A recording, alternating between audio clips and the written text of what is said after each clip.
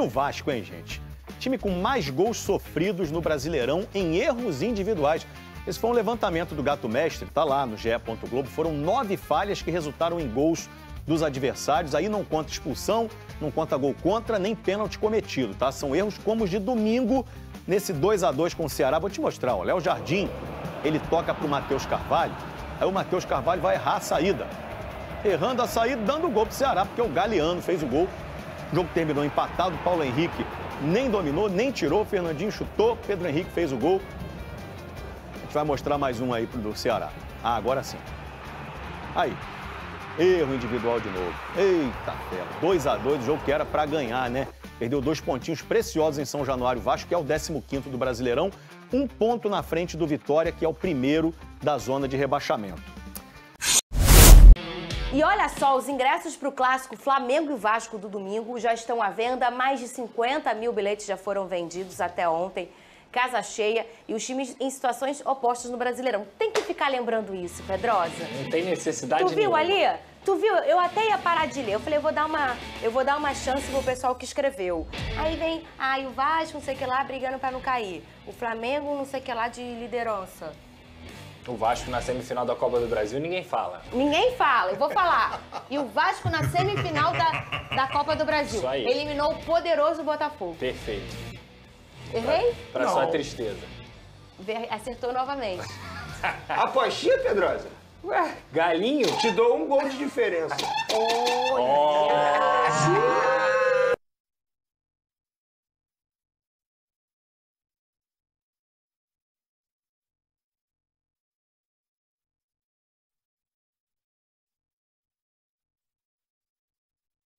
Ao lado dele. Fica de amizade gracinha. com ele pra você ver. Com ele ali também, que é igual, tá? Toma cuidado, Toma né? cuidado, tá? Fecha Quer me comigo dar um gol de aqui. Tô de olho diferença? aqui nele. Fecha comigo. Precisa me dar um gol não, empate é meu. Tá bom? Empate é seu? É. Se empatar, ele ganha. Se empatar, você vem de peruca na segunda-feira. Pode ser. Tá bem? Pô, o que é uma peruca? Nada, pô. Depende. Foi assim que tudo começou nesse Depende. programa. Meu medo era dinheiro, aí eu não tenho, entendeu? Ai, tá. O homem dá tchau assim no ponto de ônibus. É complicado, irmão. Ele bota prego na Havaiana. Mas a conta, ó, a conta tá cheia. Ô, deixa meu cavalo andar, vamos falar do Vasco. Ele chegou aqui, igual o pessoal do Galo, assim, ó. Ele chegou aqui. Aí tá sem receber salário? Não, eu tô sem mesmo. Ele falou, né? Mas eu tô sem. porque aqui no Sistema Brasileiro de Televisão é tudo bonitinho. Certinho. Cai certinho, Já bonitinho. primeiro tá lá. Tá lá. Pois já dá pra contar. O bicho é certo. Certo. Como diria o Manguinha, o bicho é certo. Ô, Pedrosa, peruca, então? Peruca. Você já tá pros baralhos, né? É, porque assim, eu não tenho muita coisa pra perder, né? Eu não tenho muita coisa pra perder. Essa que é a grande verdade. Mas, vamos ver, cara. Assim, eu costumo dizer o seguinte. Assim como eu acho até que esse time do Vasco é o melhor dos últimos 5, 6 anos, esse também é o melhor Flamengo dos últimos 5, 6 anos. Aí lascou. Então o negócio fica complicado de qualquer forma. Mas no primeiro turno, vale lembrar, o Vasco empatou em 0-0 com o Flamengo, fazendo um jogo competitivo. O Léo Jardim foi o melhor em campo? Foi. Mas foi um jogo competitivo. O Vasco teve até algumas oportunidades naquela partida. Lembro disso. Então, se você olhar hoje pro Vasco, que tem também a opção no banco de reservas, pô, você forma uma dupla de zaga com Carlos Cuesta e Robert Renan, já é completamente diferente de você ter o Hugo Moura improvisado. Você tem lá na posição de volante um Barros que está jogando muito bem. Um Coutinho, que depois da Copa do Mundo, cara, é um jogador que simplesmente está entre os melhores meias do país. Hoje eu não vejo, além do Arrascaeta e do Matheus Pereira, algum meia jogando mais bola que o Coutinho no Brasil. Então é um jogador que pode ser diferente também. Verratti está em uma fase? Está em uma fase, mas já fez gol no Flamengo, gosta de clássico. Ryan também é muito bom. Nuno nem se fala, uma das melhores contratações do país. Então assim, é um Vasco que está numa posição muito ruim na tabela, que tem um Fernando Diniz que não consegue vencer por placares magros e tudo mais, mas tecnicamente tem de onde tirar. O Flamengo é amplamente favorito, é muito mais time, é melhor treinado, tem mais jogadores. Mas como é que é a frase do Renato Paiva? O cemitério de favoritos está cheio de... O cemitério do futebol tá cheio de favoritos. Então é nisso que a gente tem que se apegar. E só. Eu morri na semana passada, Tatá. Jais Botafogo, Copa do Brasil. Tá lá meu nome. Muito bem. Agora, aquele 4x4 foi em 2019, né? É o outro patamar. Verdade. Nasceu nesse jogo, né? Foi após esse jogo que o Bruno Henrique deu aquela famosa entrevista. Qual foi o placar? 4x4. Tu vai pegar o empate mesmo? O gol do Ribamar, não foi isso? Ribamar Eu lembro dele. Você vai dar um empate pra ele? Ah, eu dou. Não tem mais nada a perder, pô. Cuidado, a liderança. Não, e assim... Pode ser a liderança, né? E eu concordo com você. Eu acho que o favoritismo é no lado do Flamengo. O Flamengo tem um time melhor. Gente, contra o Juventude eram 5 desfalques extremamente importantes. Aí no segundo tempo entra Everton Cebolinha, no segundo tempo entra só o Wallace Ian, só jogador, entra Carrascal, que custou 12 milhões de euros. Então assim, o Felipe Luiz é um baita treinador, ele tem uma Ferrari na mão dele, tá sabendo dirigir a Ferrari. Mas não adianta, futebol é bola na rede. O primeiro turno, o jogo do primeiro turno, eu acho que exemplifica muito bem isso tudo. O Flamengo foi muito melhor, teve as melhores oportunidades, não botou a bola na rede. No fim das contas, o que deu? Empate. Se tivesse aposta, eu estaria aqui usando a peruca na ocasião. Como esse ano eu acho que o Flamengo vai vencer, eu pego a aposta. Já pego. Então tá bom. Tá fechado. Eu gosto assim, Tartá. Ô, Tartá, e é por isso que o futebol me encanta. Eu acho que já foi um momento em que o clássico regional zerava tudo, né? Já teve esse momento, que a camisa, ela andava sozinha no campo, né? Hoje isso é um pouco menos, né? A gente sabe que as prateleiras vão mudando, o abismo técnico às vezes vai deixando algumas coisas mais notórias. Mas mesmo assim, com a diferença de hoje o time do Flamengo, a diferença do time do Vasco, que eu tô falando tecnicamente, obviamente não a instituição joga o salzinho, e aí chega na hora, Tartá, o negócio, o bicho pega, né? Não tem jeito, né? É um clássico, né? Um clássico regional poderoso dos milhões. Um clássico aí que é dos milhões, para tudo, né? O Rio de Janeiro para. Todo mundo quer assistir essa partida. O Flamengo, sem sombra de dúvidas, é o grande favorito pelo time que tem, o elenco que tem, as contratações que acabou tendo aí nesse meado de ano.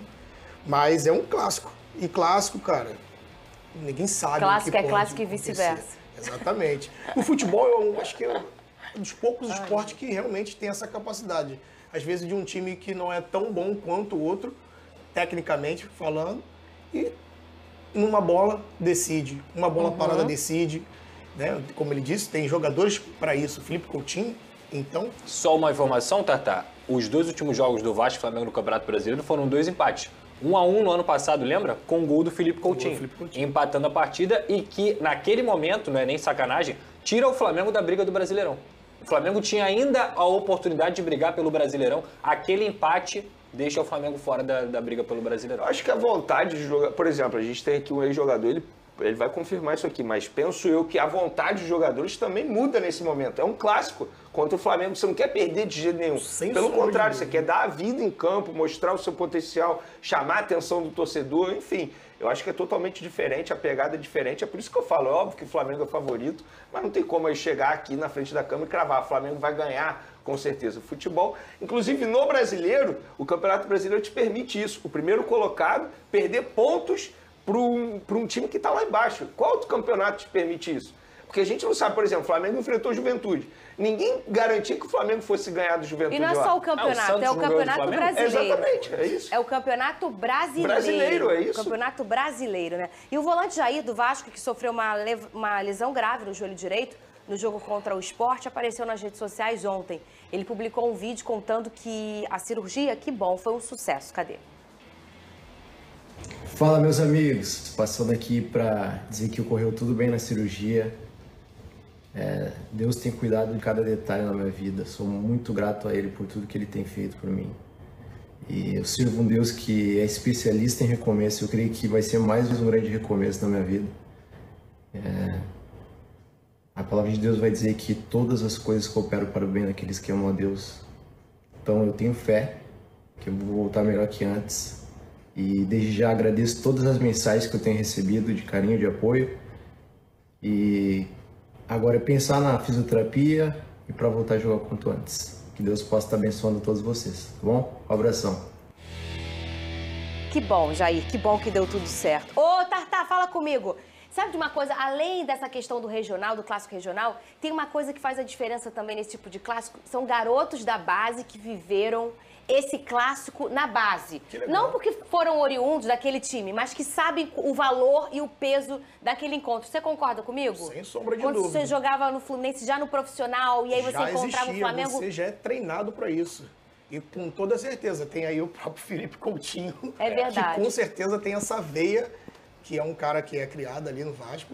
Com certeza já teve muitos embates contra o Flamengo. E ele, melhor do que ninguém, vai poder passar para os seus companheiros toda a representatividade que tem nesse clássico. Eu não fui jogador, mas posso dar um exemplo? Claro. Nos meus tempos de Araruama, eu passei a infância lá. Eu fazia escolinha do Vasco. E lá na escolinha do Vasco não podia falar a palavra Flamengo. Isso é sério, eu não tô brincando. A gente acredita. Porque era assim, era educado assim, o Flamengo é o maior rival do Vasco. Sim. E provavelmente isso acontecia também nos tempos de Flamengo. Só tô dando um exemplo Não, aqui isso é uma para máxima, mostrar né? para as pessoas como é a rivalidade desde criança. Não, e joga esses clássicos na base, que são bem quentes. O Marcelinho, carioca, contou essa história já, né? Ele é da base do Flamengo, o Eurico contrata o Marcelinho e fala, Marcelinho, aqui no Vasco você não pode falar o nome do Flamengo, só pode falar rival. E o Marcelinho, que isso, Eurico? Marcelinho foi, jogou bem no Vasco, inclusive. Marcelinho fez uma boa temporada pelo Vasco e não falava Flamengo, só falava rival. Nossa produção separou uma arte legal aqui pra gente falar, aproveitar que Thiago Carvalho tá aqui. Coutinho versus Neymar, tá aí, ó. Nesse retorno ao Brasil, Coutinho, 38 jogos, 10 gols, 3 assistências. Aí tem ali um número quebrado, 0,38 participação de gol por jogo.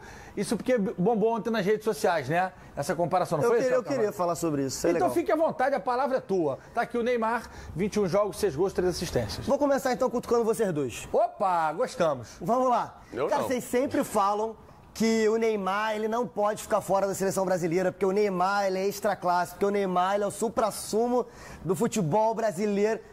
Já foi. E realmente foi. Desde que ele voltou... também? Ele não é que nem, pô. Desde que ele voltou ao Brasil, ele não rende o que a gente esperava. Talvez até o que ele mesmo esperava. Acho que ele volta procurando render muito mais e para retomar o lugar dele na seleção brasileira. E tá tudo bem vocês quererem o Neymar na seleção brasileira. Porém, ninguém nesse programa fala que o Felipe Coutinho tem que voltar à seleção brasileira. Se você pegar os recortes, primeiro que a seleção brasileira não tem um 10. Depois, que os números do Coutinho são melhores do que o do Neymar. E mais ainda, se o Arrascaeta fosse brasileiro, ele estaria na seleção? Claro que deveria estar. Pô, mas você não quer comparar Coutinho com a Arrascaeta, na né? seleção? As temporadas... assim, o seu ponto sobre o Coutinho é perfeito. Eu já ia te aplaudir. Eu tava assim, ó. Eu quero saber se você estaria na seleção. O Arrascaeta era o dono da camisa dele. Pra gente finalizar, então, desde que a Copa do Mundo de Clubes terminou pra cá, o Coutinho tem 8 jogos e 4 gols, a Arrascaeta tem 11 jogos e 4 gols. Portanto, Coutinho vem rendendo melhor do que o Arrascaeta no período recente e é brasileiro. Mas o que é rendendo melhor? É uma boa discussão. Não, pra mim a discussão rendendo melhor? Não, pra mim, porque tem que ver os adversários. Na minha opinião, as duas discussões são totalmente esdrúxulas. Não tem nada a ver. Desabafa. Por quê? Vamos lá. Tudo que a gente espera do Neymar é por uma coisa que ele já construiu. Beleza. E com todo respeito ao Coutinho... E não constrói mais. Perfeito. Com todo respeito ao Felipe, amo o Felipe Coutinho, defendo ele aqui o tempo todo, só que são carreiras totalmente diferentes.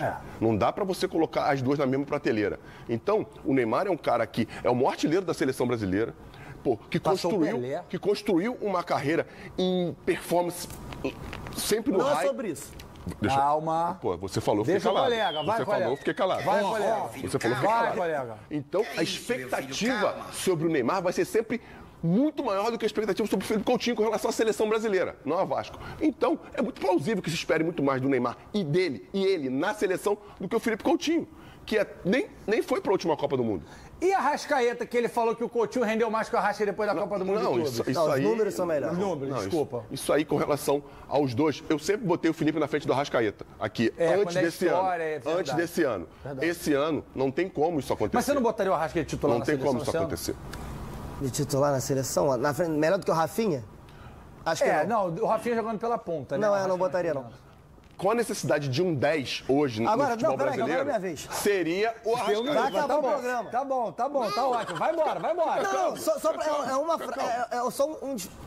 O Fernandão tá falando sobre aquilo... Fui vai te cancelar, hein? O Fernandão tá falando sobre aquilo que o Neymar foi. E o que a gente espera sobre aquilo que o Neymar foi e que ele não exerce mais. Eu tô falando sobre aquilo que o Coutinho tá exercendo nesse momento. Nesse momento, você pega o Coutinho, você pega o Neymar, o Coutinho tá jogando mais, o Coutinho tá mais próximo daquilo que a gente espera do Coutinho do que o Neymar daquilo que a gente espera do Neymar. Não. Dito isso, o Coutinho merece mais voltar à seleção brasileira do que o Neymar. Não. quem sabe de merecimento ou não é o Ancelotti. Eu tô dizendo que o melhor Felipe Coutinho tá bem longe desse Felipe Coutinho que a gente viu. O melhor Felipe Coutinho tá muito mais próximo desse Felipe Coutinho do que o Neymar do melhor Neymar. Perfeito, mas o Neymar tem muito mais expectativa, uma carreira muito maior do que a do Felipe Coutinho. O que me importa é a Copa do Mundo, que é daqui a 10 meses. Então, mas você não pode dizer que ele não vai chegar perto disso. Daqui a 10 meses? Nesse momento o Neymar não merece nem ser convocado. Não sei. Merece ser convocado agora, Neymar? Claro que não. Então pronto. Claro que não. O Coutinho Vai continuar, tá legal. Eu gosto disso. É uma boa discussão. Uma boa discussão. Uma pena que só tem 1 hora esse programa, que é uma discussão muito boa. Infelizmente, teve que acabar. Eu tava quase pedindo um salaminho ali, rapaz, sentando, que tá bom pra caramba. E, LF, vem de regressiva, bebê. No meu ouvido. Uma coisa. E o Neymar estar lá, depende só dele. O Felipe Coutinho não. Boa! Caraca, tá Felipe Coutinho no auge não jogaria nessa seleção. Acabou o programa. Ele não está no auge. Mas a carreira dele é mais... Já o Vasco sofreu um empate amargo por 2-2 com o Ceará na última rodada do Brasileirão e vive uma situação complicada na competição. O jogo em São Januário foi marcado por erros individuais. E o Cruz Maltino tem uma semana livre para se reestruturar diante de uma sequência pesada de jogos. O próximo compromisso é justamente contra o líder Flamengo no domingo. O torcedor está triste? Está triste. Eu também estou triste. Você, como torcedor, também está triste. Mas a gente não vai resolver os problemas assim, arrumando mais problema. Porque tem o problema, a gente pega o problema, a gente não quer resolver o problema. A gente quer, assim, aumentar o problema e afastar ele para outro lugar. Eu não estou aqui para afastar o problema, eu estou aqui para resolver o problema. Aí você fala assim, qual que é o problema? É ganhar jogo. Não é jogar bem. Jogou muitas partidas bem. E não é, hoje era uma partida que estava praticamente resolvido o jogo, tomou um gol no último minuto. E se tivesse vencido, a gente estava todo aqui festejando. E é normal. Só que a gente treina para não cometer erro. E o time vai evoluir aprendendo a jogar e ficando mais competitivo. Vou falar agora do Vasco da Gama. Acabei de falar do Paulo Henrique, né? Que coisa. O Vasco ainda não tem uma semana de paz, hein, Rodrigo Brandão?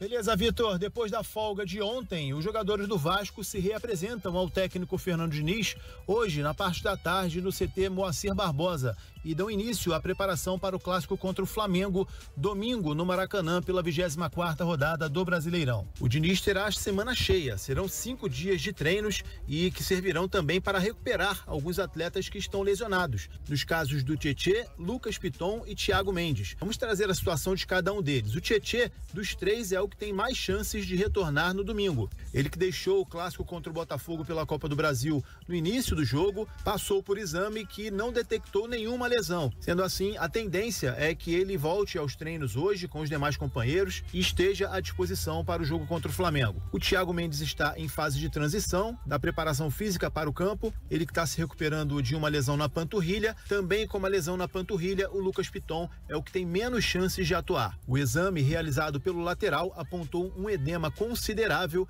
sendo assim é muito difícil que ele esteja à disposição para o clássico. O Puma deve ser mantido na lateral esquerda. No meio-campo, o Vasco tem o retorno do Hugo Moura, que cumpriu suspensão contra o Ceará, e se o Tietê estiver recuperado até domingo, os dois brigam por uma vaga ao lado do Barros, que, ao que parece, ganhou a posição de titular no meio-campo do Cruz Maltino, a não ser que o Diniz siga mantendo o Hugo Moura jogando improvisado na zaga, mas pelo que a gente viu no domingo contra o Ceará, o Robert Renan e o Carlos Cuesta devem formar a dupla de zaga contra o Flamengo. Enfim, são respostas que a gente só vai ter no decorrer da semana enquanto os treinos forem acontecendo. Mas uma coisa é certa, a vitória é fundamental para o Vasco nessa sequência dificílima que a equipe terá pela frente.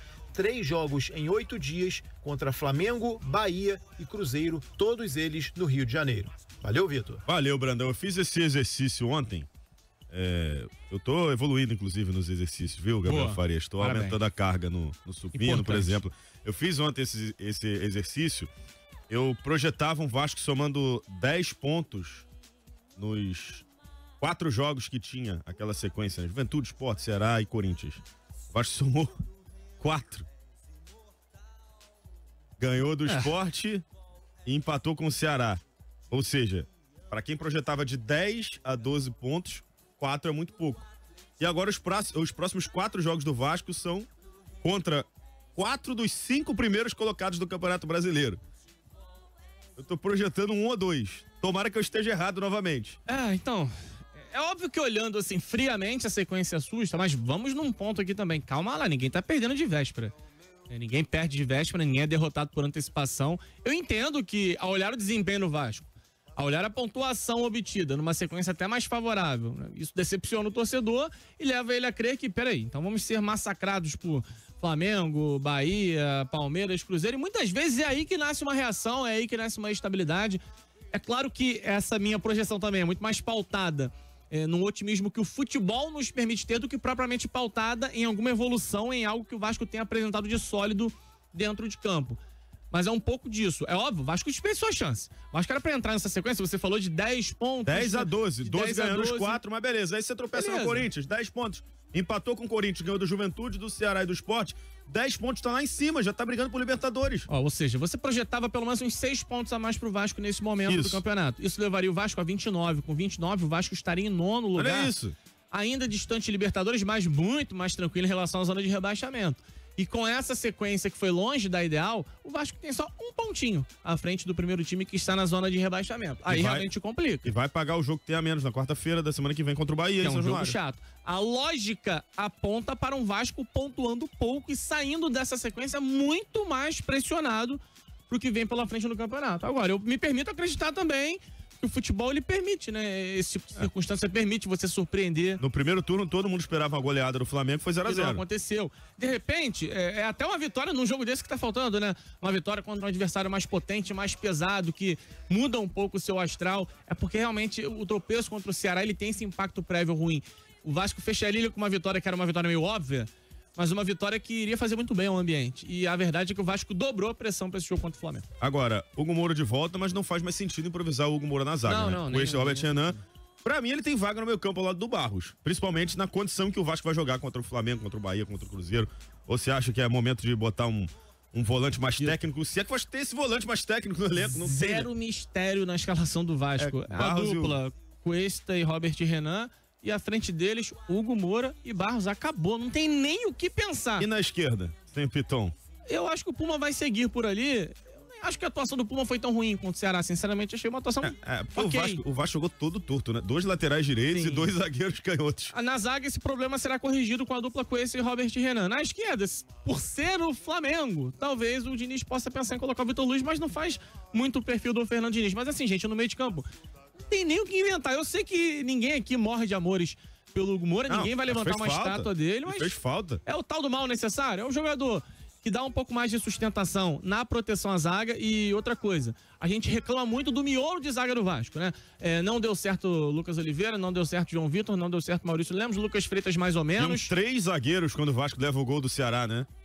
E assim, muito se fala dessa linha de defesa, agora com novos integrantes, reformulada, mas não adianta também reformular e não proteger bem a sua zaga. É uma situação muito clara no Vasco. E não é só do Vasco do Diniz, não. Do Vasco do Carille, do Vasco do Rafael Paiva, do Vasco do Ramon Dias. Um Vasco que protege muito mal a sua primeira linha de defesa. E aí, meu parceiro, me desculpa, tem hora que estoura muita bola no zagueiro, que não é culpa necessariamente do zagueiro.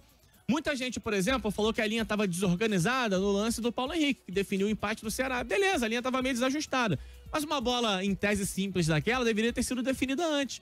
Pro Cuesta não aparecer quase que perdido na jogada para tentar corrigir a lambança do companheiro. E essa proteção à frente da zaga muitas vezes não acontece da maneira adequada. E com as peças que o Vasco tem em mãos hoje, não tem o que pensar, meu amigo. É Hugo Moura e Barros protegendo a dupla de zaga. Ponto final, acabou. Não tem nada que inventar. Qualquer coisa que fugir disso é o Diniz inventando, pô. Porque nem tem opção. O Tietchan tá lesionado. O Jair tá lesionado. O Thiago Mendes ainda não encaixou pra jogar por ali. O Cocão, a gente viu o que aconteceu no último jogo. Então, gente, dá pra apostar na escalação hoje. Pelo menos pensando nesses defensores. A dupla de zaga é Robert Renan e o Cuesta, até porque o Lucas Freitas está suspenso também, nem pode jogar o clássico. E à frente teremos Hugo Moura e Barros. Qualquer coisa disso é loucura. Eu tenho só uma dúvida antes de chamar o break. Será que o esforço é tão pior que o Cocão assim, cara? Pra ser emprestado pro Juventude? Pois é. Essa dúvida vai ficar aí no ar. Eu também não... Eu nem acho o Cocão esse jogador tão terrível, mas de fato as últimas atuações não ajudam. Se é Vasco, tá na colina.